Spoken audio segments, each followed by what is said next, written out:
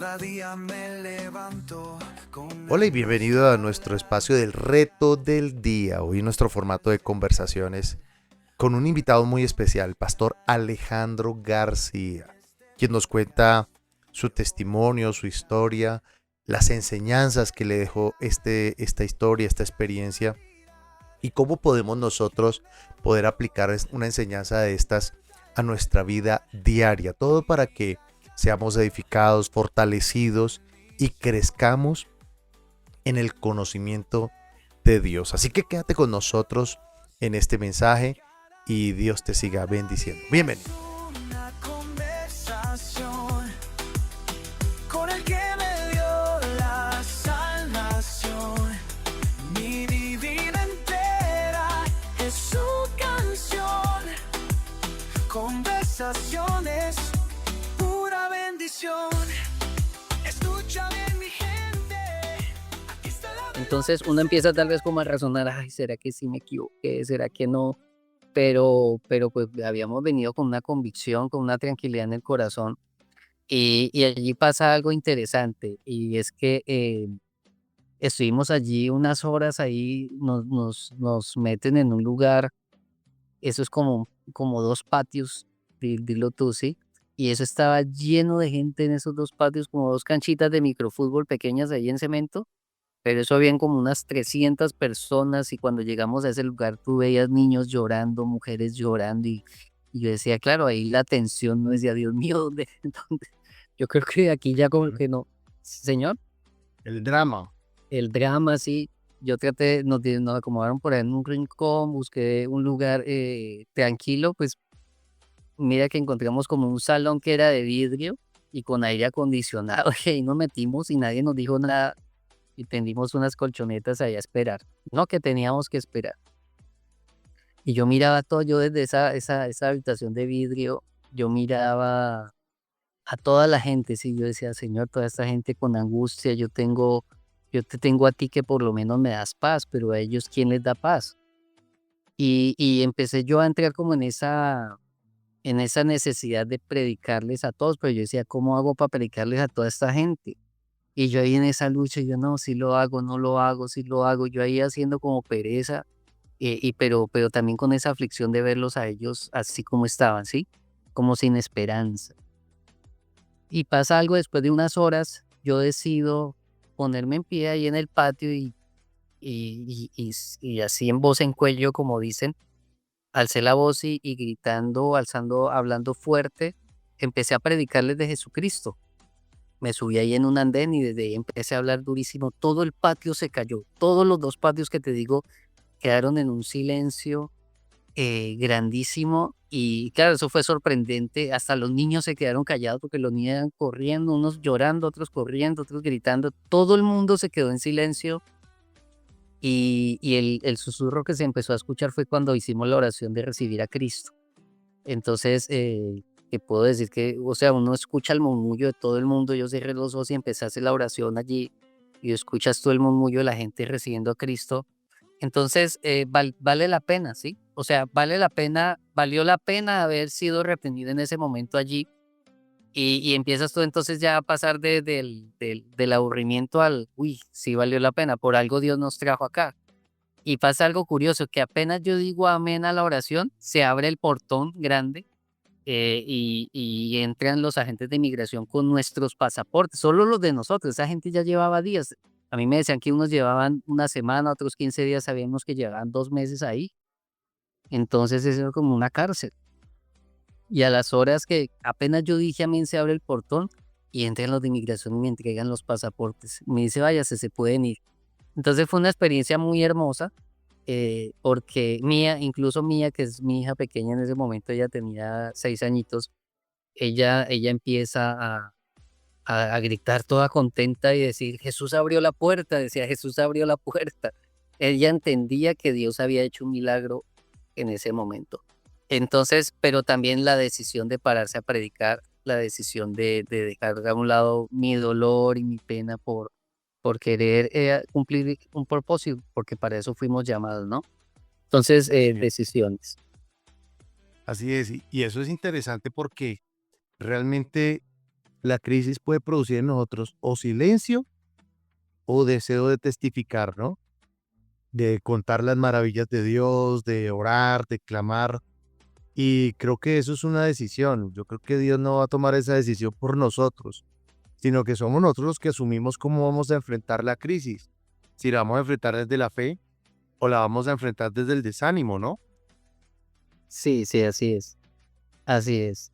Y por eso es importante que la paz de Dios nos gobierne, ¿no? En el corazón. Como dice allí Colosenses 3:15, que la paz de Dios gobierne tu corazón.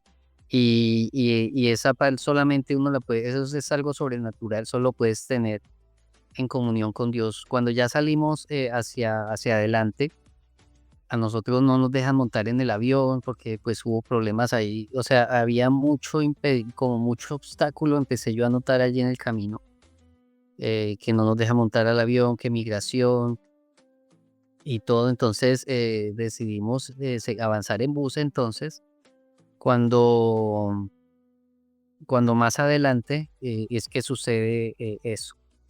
Mi deseo no es hablar mal de las instituciones, pero pues tampoco puedo ocultar lo que pasó.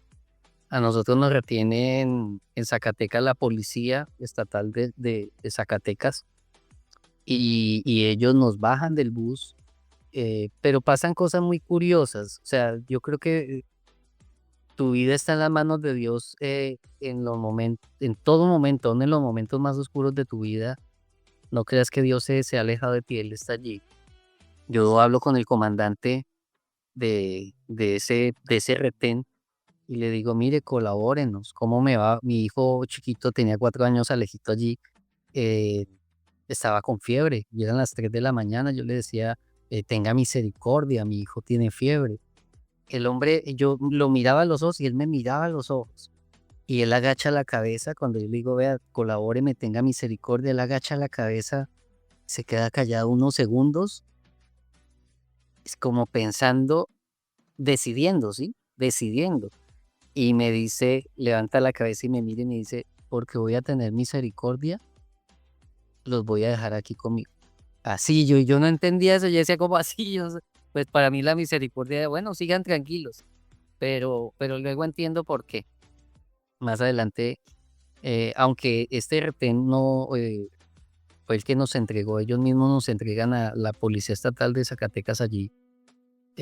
Digo que eran ellos porque eran hombres con uniformes, con placas, con camionetas institucionales. Por ahí pasaban más policías, por ahí pasaba el ejército y no les decía nada, entonces uno entiende que es algo institucional. Autoridades, sí. Eh, entonces ellos al otro día nos entregan, le entregan las llaves nos meten a una camioneta, a una van, y le entregan las llaves de la camioneta a un cartel de México, ellos mismos. Así que, ¿por qué el hombre decía que porque va a tener misericordia? Porque más adelante, gracias a Dios, dentro de todo, nunca, allí México tiene varios carteles. Dentro de eso se destaca un cartel que se destaca por su crueldad, es el cartel de los Zetas. Y el cartel de los Zetas son muy crueles con sus retenidos, sus secuestrados. Son crueles, ellos les mutilan los dedos si es necesario, eh, hacen atrocidades con las esposas, con las mujeres si no pagan, o terminan matando o terminan vendiendo los niños. O sea, eso es una crueldad tremenda que se vive allá en ese aspecto. Y dentro de lo malo, nos tocó con lo menos peor, como dicen por ahí. Entonces, lo menos malo, sí, así es. Lo menos malo. Entonces, ahí empieza el Vía Crucis, como se dice, empieza nuestra, no es el secuestro, de que duró aproximadamente 10 días, donde empezamos a vivir cosas. Ya para cerrar esta parte, cuando nos meten en una camioneta en La Habana a la madrugada con ese helaje del desierto allá de México, yo me bajo de la camioneta, pido ir como al baño, me alejo, pues no había baños, tocaba allá en el monte. Me alejo un poco, pero mi intención era orar. Y yo levanté mis ojos hacia el cielo a hablar con Dios Y yo le digo, Dios, no entiendo. Yo lloré y le decía a Dios que no entiendo. Pero de pronto los que entienden que tenemos un Dios vivo que nos habla, y un Dios sobrenatural, Él habló a mi corazón, yo escuché la voz de Dios en mi corazón que me dijo, no te preocupes, te van a llevar, pero no les van a tocar un pelo. Esa fue la voz. Y apenas yo escuché esa voz, yo sentí tranquilidad, se me fue la angustia, se me fue entonces yo ya entendía que algo iba a pasar pero inmediatamente empecé a llenar mi corazón de confianza y de tranquilidad, esa paz sobrenatural que dice la escritura, allí dice Pablo, la paz que sobrepasa todo entendimiento, ¿no? Que aunque puedas estar en un momento muy angustioso, puedes tener una paz sobrenatural. Y eso fue lo que nos sostuvo, ¿no? Estar allí en comunión con Dios eh, para poder salir adelante de ese conflicto.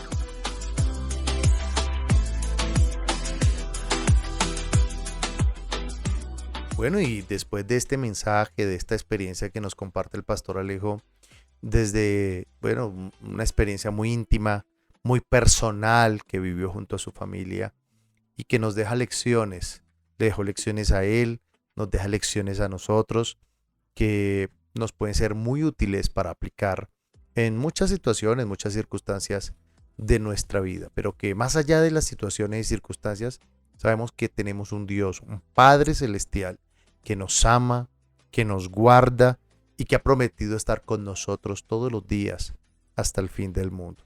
Así que gracias una vez más por escucharnos. Recuerda dejarnos allí tu like, tu comentario, seguirnos en Spotify, en YouTube Music y en nuestras redes sociales. Dios te siga bendiciendo y hasta la próxima.